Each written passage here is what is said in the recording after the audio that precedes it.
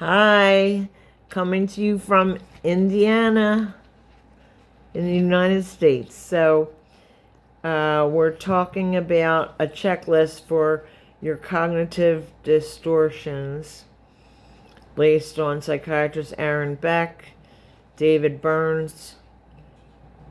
Beck is 1976, Burns is 1980, 1999. And feeling new mood therapy, read through this list and make a check next to the ones that you sometimes show up in your thinking. Fortune telling, thinking I know how a situation is going to turn out without having any evidence. Mind reading, thinking I know what someone else is thinking. Catastrophizing, imagining the worst case scenario. All or nothing thinking, known as the black and white thinking, seeing things as either black or white with no gray, no middle ground. Things are either wonderful or awful with nothing in between. Terms such as always or never are typical.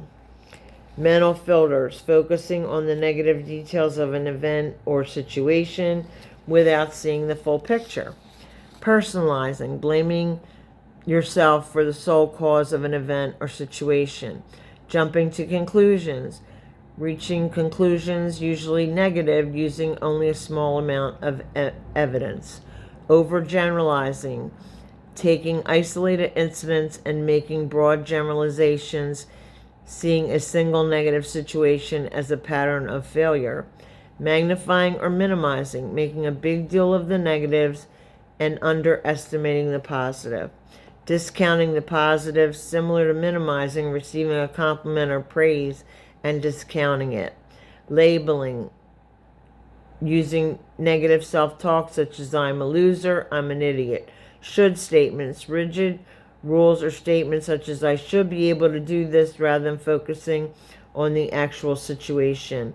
Emotional reasoning, using emotions as truth. For example, I feel like a loser, therefore I must be a loser.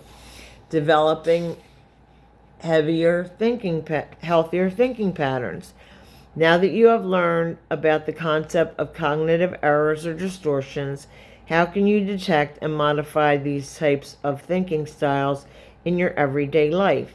The best way to notice your thinking patterns is to identify automatic thoughts. Automatic thoughts are thoughts that seem to arise on their own in response to events or situations. These automatic thoughts happen all the time, so they tend to fly under the radar of your awareness. Negative or unhealthy automatic thoughts typically contain some of the cognitive distortions we just listed. The best way to tune into your negative automatic thoughts is to pay clear attention to your mood. When your mood suddenly worsens, simply ask yourself, what thought just went through my mind? You might be amazed on how much self-talk you notice once you train yourself to do this. There are some examples of automatic thoughts containing cognitive distortions.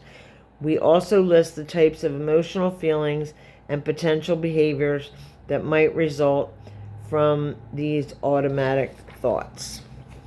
Okay, so that's a simple, short posting for today. Tomorrow we'll talk more about automatic thoughts and how to modify your thinking. Judy as an example.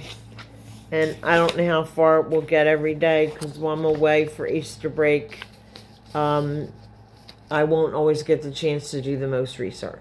But I'll keep going every day. So have a nice night. See you tomorrow.